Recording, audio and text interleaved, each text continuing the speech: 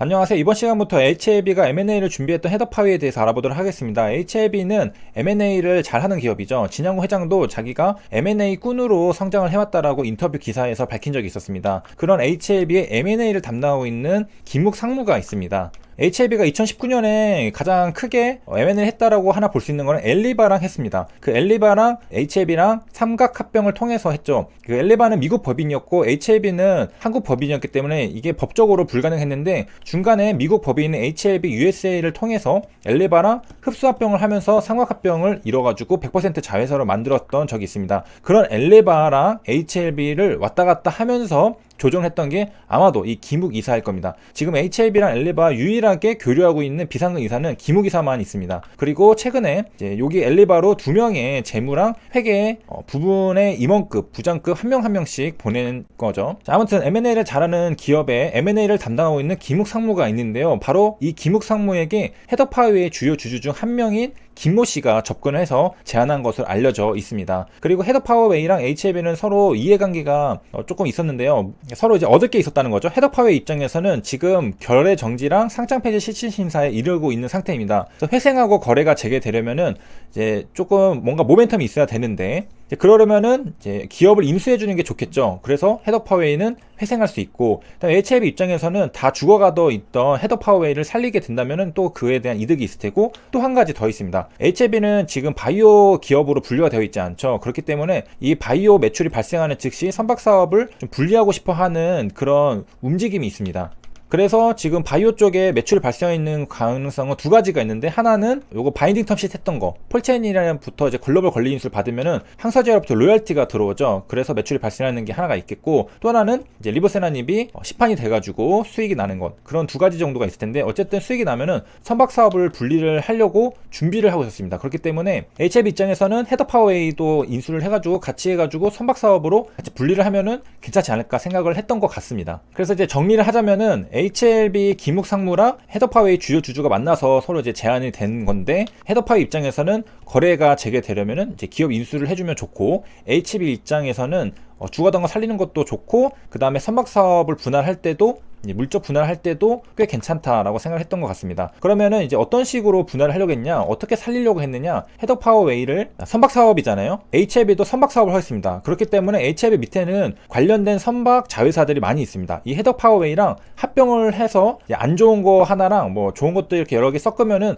적당히 좋은 게 나오잖아요. 그렇게 해가지고 분할을 할 계획, 우량회사를 키운 다음에 바이오 사업 매출이 발생하면은 선박 사업 물적 분할을 이렇게 하려고 했던 것 같습니다. 그 다음에 이제 HLB 입장에서는 또 자신감이 있었던 게, 2017년에 실제로 거래정지 사실상 파산 직전이었던 위드윈 네트워크라는 회사를 인수를 한 다음에 우량회사로 탈바꿈시킨 적이 있었는데요. 이게 바로 지금 HLB 파워입니다. 게다가 헤더 파워웨이 같은 파워니까 뭔가 또 잘할 수 있을 것 같은 느낌이 들고, 그래서 이제 여러 가지가 다 맞아떨어져서 이 M&A를 지난 2월부터 본격적인 이제 계기를 맞게 되었다라고 나와 있습니다.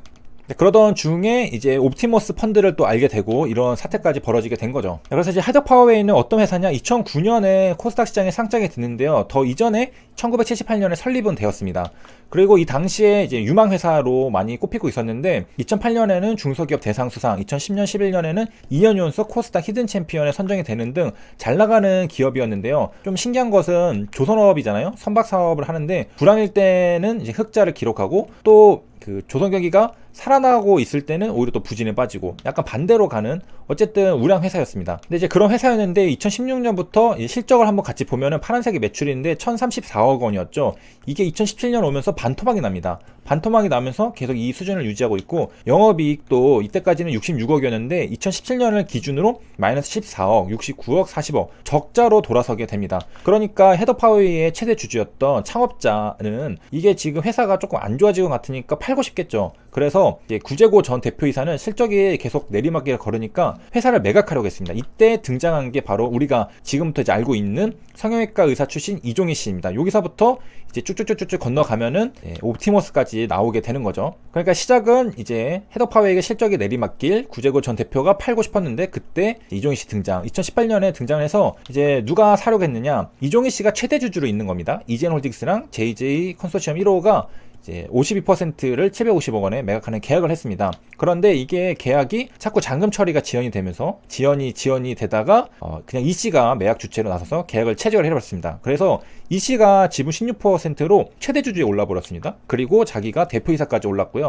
재밌는 사실은 이젠홀딩스 JJ 컨소시엄 사자마자 지분 인수하자마자 바로 KJ 프리텍에게 매각하려고 했고, 이 씨 같은 경우에도 자기도 주식회사 큰빛에게 보유 주식을 전량 매각하는 계약을 체결했습니다. 그러니까 이 구재고 전 대표이사로부터 지분을 받은 다음에 곧장 다른 회사들로 팔아 넘기려고 했었다는 거죠. 그 다음에 이때부터 이제 헤드파웨이가 조금씩 이상한데, 최대 주주가 바뀌고 그 다음에 대표이사는 더 많이 바뀌었습니다. 대표이사가 여러 번 바뀌었는데, 이 씨가 대표이사였잖아요. 이게 이동준 씨로 또 대표이사가 다 바뀌었고요. 이동준 씨는 또 2018년에 지금 헤드파웨이가 영업이익이 마이너스 69억 원이잖아요. 지금 적자가 나 있는 상태인데 상여금으로 20억 원을 수령해 논란이 되기도 했다라고 합니다. 근데 이제 그 성형외과 이 씨가 큰빛이랑 이제 지분을 넘기려고 했는데 이제 잔금 미납으로 이제 해지가 됐습니다. 이 과정에서 벌점을 지연 공시로 8.5점 받은 데다가 계약 해지 따른 공시 번복으로 또 7점 받아서 15.5점이 돼가지고 상장 적격성 실질심사 거래 정지를 당했었습니다. 그런 상태였고요. 또 여기서 이동주 대표가 또 물러나고 이제는 화성산업이 최대 주주가 되고 박윤규 씨가 새롭게 대표이사를 올랐습니다. 그러니까 최대 주주도 바뀌고 대표이사들도 지금 3번이나 바뀐 거죠. 여기까지 보면은 이제 이 씨에서 또 이 씨, 그 다음에 박 씨로 이렇게 최대 주주가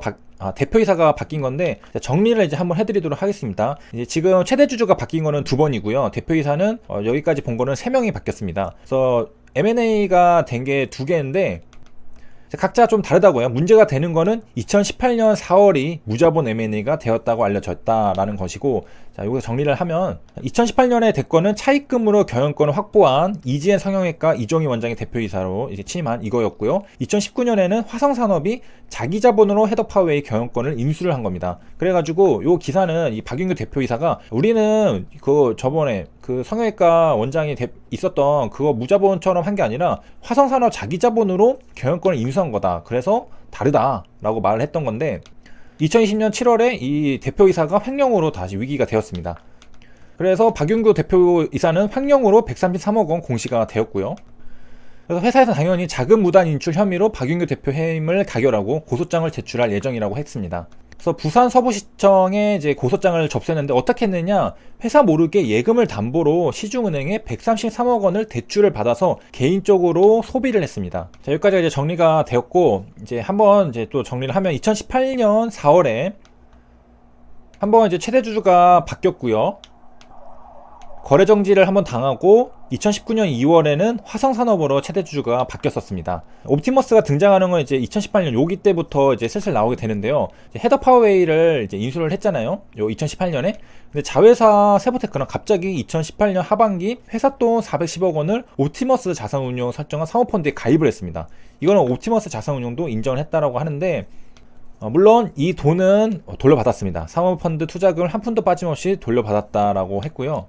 이 헤더파웨이가 돈을 넣은 것은, 헤더파웨이는 이제 370억 원, 그리고 그 자회사 그 하나는 대략 한 40억 원 하는 겁니다. 합쳐가지고 410억 원을 이제 넣었다는 거고, 그 다음에 이제 이전 제 기사를 보시면은 이모 원장이 의사 출신이다 보니까 바이오로 우리 넘어가겠다고 해서 언론 플레이를 하는 역할을 맡았다고 하고, 그 다음에 박 씨였나요? 이분이 자금 조달하는 것을 맡았고, 그 다음에 고 씨라는 분이 또 어떤 역할을 맡았고 해서 이 두 분은 이제 기업 사냥꾼이었고, 그 다음에 이렇게 해가지고 또 한 명 더 있어요. 아무튼 있었다고 하고, 그러니까 이제 헤더파웨이를 인수를 하고서 곧장 옵티머스 펀드에 돈을 넣었다가 이것도 다시 받았나 보죠. 이거 어디다 쓰고서. 재밌는 거는 이제 박윤규 대표이사가 우리는 2018년에 있었던 그런 무자본 M&A가 아니라 자기 자본을 했다라고 했잖아요. 그런데 이제 헤더파웨이의 소액 주주들은 이제 최대 주주로 바뀐 화성산업이 무자본 M&A 세력으로 보고 소송을 제기했습니다. 그런데 2020년 1월에 이제 져가지고 이사 감사 해임 안건은 부결이 되긴 했는데, 그 이유는 뭐냐, 화성산업의 최대 주주 셉틸리언이 이 옵티머스 자산운용이 만든 페이퍼 컴퍼니라고 추정이 되었다라는 겁니다. 그리고 이제 김재현 옵티머스 자산운용 대표 배우자 윤모 씨가 셉틸리언 사내이사를 맡았다. 여기서부터 이제 옵티머스랑 좀 연결이 되죠. 다음에 좀 더 이제 구체적으로 옵티머스와 관계를 보도록 하고요. 클래스에서 이제 셀프는 자기 자신을 의미하게 됩니다. 스튜던트라는 클래스가 있는데요. 여기에 함수들이 있죠. 데프 이렇게 있습니다. 그 다음에 여기 인이 있는데 보면은 이제 네임 코리아 잉글리시 매스 이렇게 해가지고 4개의 변수를 담을 수 있고, 요게 인자들을 채워넣음으로써 객체를 만들 수가 있는데요. 자, 예를 들어서 이렇게 객체 인스턴스를 만들었습니다. 스튜던트에서 홍길동 80, 85, 75 이렇게 넣었습니다. 그래서 뭐 hgd.mass 하면은 이제 매스 점수가 출력이 되고요. 그 다음에 밑에 보면은 함수가 하나 더 있죠. average. 이 리턴에서 이제 self.korean 이렇게 있으면은 average 하면은 또 이거 평균 계산한 값이 나오게 됩니다. 그래서 이제 객체를 생성할 때 이 클래스에 있는 이 init 메소드를 호출하게 됩니다. 그렇게 해서 객체를 생성을 하고요. 자, 우리가 이제 어떤 사이트 로그인 하려고 하면 밑에 네이버 아이디로 로그인, 페이스북으로 로그인 이런 게 있는데 이게 OAuth입니다. 그래서 OAuth는 그 차키랑 이제 발레키로 구분할 수 있는데, 로그인이 차키라고 한다면은 OAuth가 발레키입니다. 차키는 내가 뭐 다 할 수 있지만 발레키로는 내가 트렁크는 열 수 없고 주행거리는 1km 이하로 주행되고 그 이상 안 되죠. 그래서 어떤 제한적인 인증을 해서 사용이 가능하게 하는 게 OAuth입니다. 여기까지 시청해주셔서 감사합니다.